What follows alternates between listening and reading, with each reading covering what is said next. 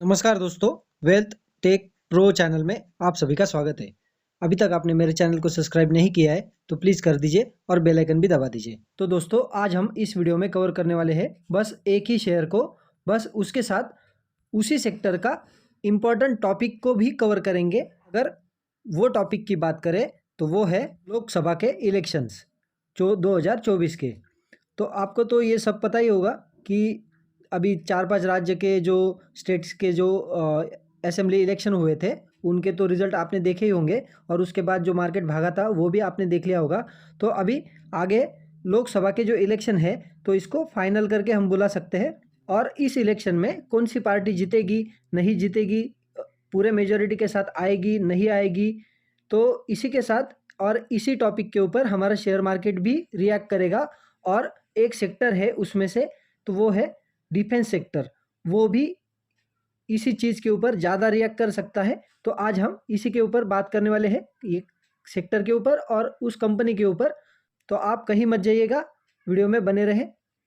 यहाँ पे हम एक और बात करना चाहेंगे कि इलेक्शन के पहले जो माहौल रहेगा अनसर्टेनिटी का शेयर मार्केट में, और उसके बाद में ऑल ओवर इंडिया फाइट लड़ी जाएगी और उसके बाद में जो आउटकम सामने आएगा, पूरे देश के सामने आएगा। तो अगर इस असेंबली में या इस रिजल्ट्स में अगर कोई एक पार्टी को अगर बहुमत मिल जाता है तो उसका असर इस सेक्टर में और इस कंपनी के ऊपर कैसा पड़ेगा, और ये कौन सी कंपनी है, तो आज हम बात करने वाले हैं हिंदुस्तान एरोनॉटिक्स लिमिटेड के बारे में। और ये सेक्टर है डिफेंस सेक्टर।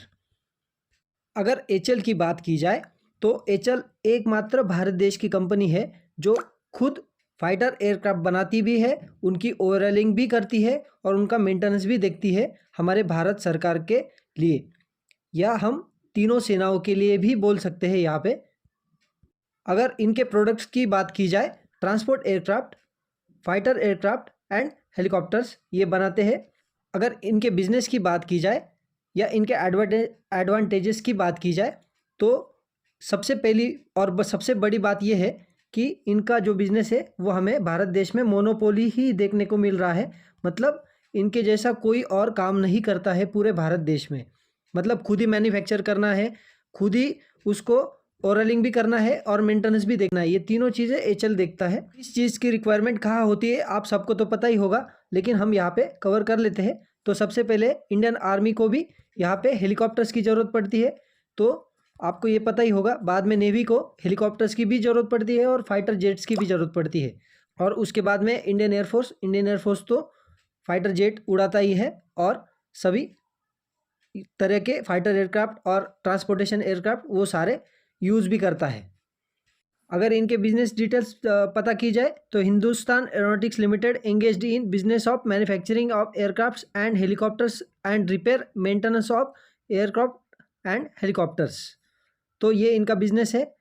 और दोस्तों, सबसे बड़ी बात इस कंपनी की जो है ना दोस्तों, कि मार्केट में इस कंपनी जैसा कोई है ही नहीं। आपको मतलब मैं डिटेल में बताना चाहूँगा इस कंपनी के बारे में। हमारे यहाँ पे भी ये कंपनी है। तो दोस्तों, कि ये एकमात्र कंपनी ऐसी है कि इंडियन एयरफोर्स को ये एयरक्राफ्ट प्रोवाइड भी करती है और उसका ओवरऑलिंग भी करती है और मेंटेनेंस भी देखती है और उनको हेल्प भी करती है पार्ट्स में, मतलब पार्ट्स भी उनको बेचती है। तो आप सोच सकते हो कि कंपनी के पास कितना प्रिविलेज है और कितना प्रॉफिट आता होगा इस कंपनी के पास में। और दूसरी सबसे बड़ी बात है कि दूसरी भारत में ऐसी कोई कंपनी है ही नहीं कि वो बनाती भी है, मेंटेनेंस भी करती है और ओवरऑलिंग भी करती है और पार्ट्स भी बेचती है। और यहाँ पे हम एक और बात कहना चाहेंगे कि अगर पूरे इंडिया में अगर डिफेंस से रिलेटेड अगर किसी के हेलीकॉप्टर चाहिए या फाइटर जेट चाहिए या ट्रांसपोर्टेशन एयरक्राफ्ट चाहिए, तो इंडिया में एक ही ऑफिस में यहाँ पे फ़ोन लगाना पड़ेगा और वो है एचएएल के ऑफिस में। तो आप यहाँ पे सोच सकते हो कि कितना बड़ा बिजनेस है और कितना अच्छा बिजनेस है इनका, और जो भविष्य में हमें या लॉन्ग टर्म इन्वेस्टर्स को कितना बड़ा प्रॉफिट ये कमा के दे सकता है। और सबसे बड़ी बात क्या है पता है आपको, कि मतलब यहाँ पे हम मोनोपोली वाला ये दिखा रहे हैं ना, ये मोनोपोली होके नहीं चलता है मार्केट में। मोनोपोली तो बहुत सारे बिजनेस होते हैं, लेकिन उसके साथ सेक्टर में ग्रोथ भी होनी चाहिए या कंपनी में ग्रोथ भी होनी चाहिए। अगर कंपनी में ग्रोथ ही नहीं है या सेक्टर में ग्रोथ ही नहीं है तो मोनोपोली लेके क्या करेंगे हम, या उस बिजनेस का क्या करेंगे हम। ग्रोथ की बात क्यों कर रहे हैं? क्योंकि इस सेक्टर में ग्रोथ फ्यूचर में सबसे ज़्यादा है। ये कैसे कह रहे हैं हम? क्योंकि आप केंद्र सरकार की नई चेंज पॉलिसी देख सकते हो, आप न्यू पॉलिसीज देख सकते हो आप। उन्होंने जो पॉलिसी बनाई है, आत्मनिर्भर भारत हो गया, बाद में डिफेंस सेक्टर में आत्मनिर्भर बनना है भारत को। बाहर के बहुत सारे कॉन्ट्रैक्ट, जो हम गन भी भारत से खरीदते थे, हेलीकॉप्टर भी भारत से खरीदते थे, ड्रोन भी भारत से खरीदते थे, अभी ज़्यादातर चीज़ें इंडिया में बनना शुरू हो गई है, इस सेक्टर में भी, डिफेंस सेक्टर में भी। और इसका सबसे बड़ा उदाहरण है हमारा सबसे प्यारा तेजस एयरक्राफ्ट।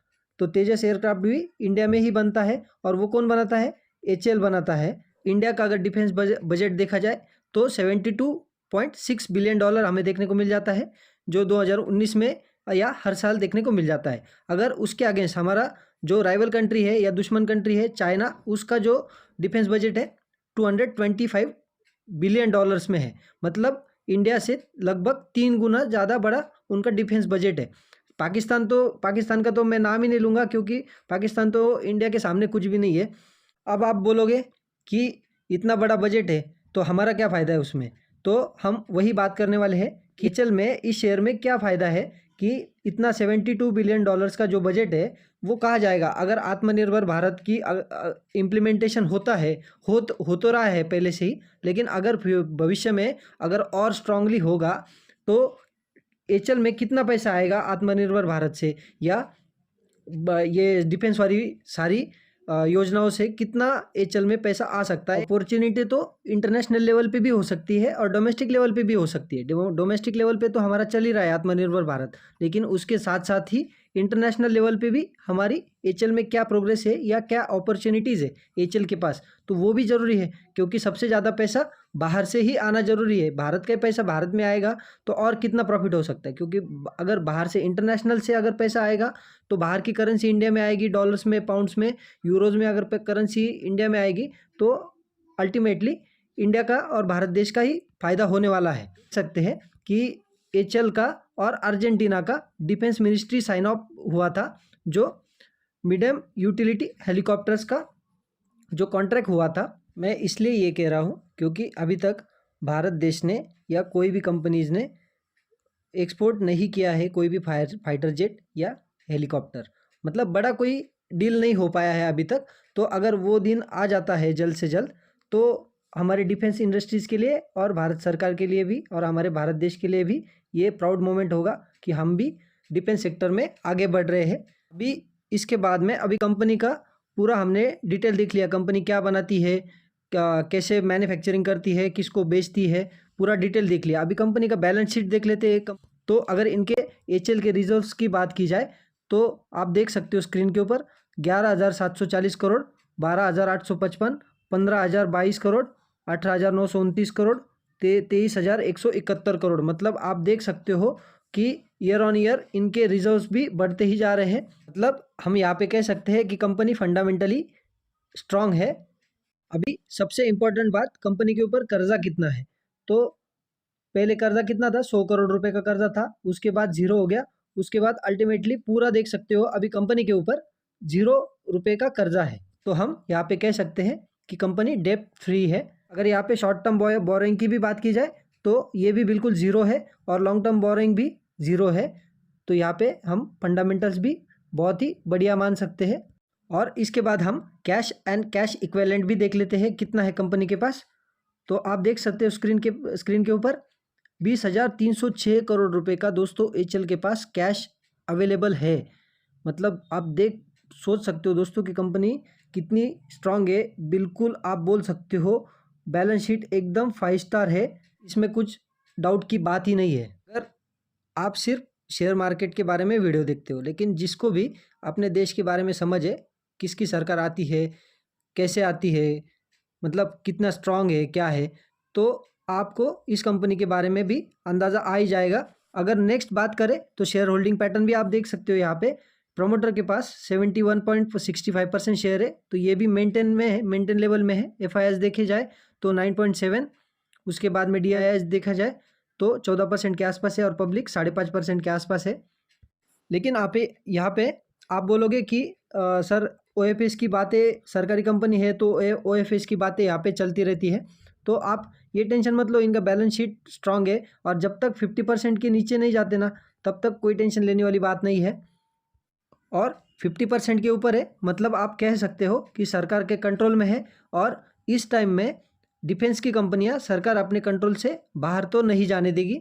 और आपको बता दूं, यहाँ पे OFS लाना मतलब कोई गलत बात नहीं होती है। और इन्होंने 75-25 रेशो मेंटेन करके रखा है। बैलेंस शीट इनका स्ट्रांग है ना, वही बड़ी बात है। और OFS मतलब क्या, सामने कोई शेयर तो खरीद रहा है ना, वो कोई मतलब ऐसा तो नहीं जा रहा है कि कोई साइड में तो नहीं कर रहे ना उस शेयर को, तो सामने से कोई ना कोई तो खरीदेगा ही, तो कोई बड़ी बात नहीं है। इस सेक्टर में छोटी मोटी दूसरी कंपनियां भी होंगी, लेकिन HL के तरह इतने बड़े लेवल पे या इतने बड़े तौर पर इतना बड़ा मतलब डिफेंस सेक्टर में एयरक्राफ्ट, हेलीकॉप्टर मैन्युफैक्चरिंग, उसका ओरलिंग और मेंटेनेंस, ये सारी चीज़ें कोई नहीं देख रहा है, सिर्फ HL ही देख रहा है। तो हम कह सकते हैं हम यहाँ पे लॉन्ग टर्म की बात कर रहे हैं, ना कि शॉर्ट टर्म की बात कर रहे हैं। तो यहाँ और सबसे बड़ी बात, हम ये कोई रिकमेंडेशन नहीं दे रहे हैं, हम बस यहाँ पे HL स्टॉक की स्टडी कर रहे हैं इस वीडियो में। कंपनी में जाना है नहीं जाना है ये आपका डिसीजन होना चाहिए, क्योंकि पैसा आपका है तो डिसीजन भी आपका ही होना चाहिए। मेरा काम है डिटेल बताना, स्टडी करवाना, मैं वो करवा रहा हूँ, बाकी फाइनल डिसीजन आपका ही होना चाहिए। तो दोस्तों यहीं पे वीडियो को वाइंड अप करते हैं, मिलते हैं नेक्स्ट वीडियो में। जय हिंद, वंदे मातरम।